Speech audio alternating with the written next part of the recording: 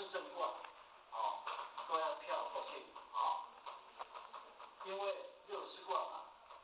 要扣掉这4个卦，剩下60卦，刚好配合一甲子60年，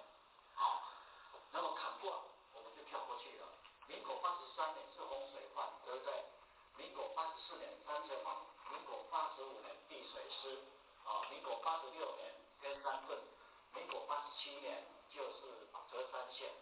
民国88年火山里，民国89年小破卦，民国90年封山剑，民国91年就是水山剑，民国92年就是艮卦，这4个卦，这4个卦就是走火山里10年运走12温呢，火山里它是从民国82年到92年，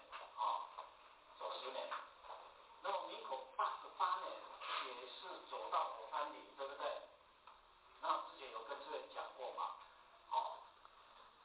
民国88年我们台湾发生921大地震，为什么这么严重？第一，火山里面有8个大破卦，而且以年会意识的角度来讲，民国88年的火山里就是10年运的火山里，所以才这么严重嘛。好，从民国93年，民国93年就是第3000嘛，对不对？就走未济卦，未济走10年，这个理解过来变90年，变到102年，好，民国93年第3000，民国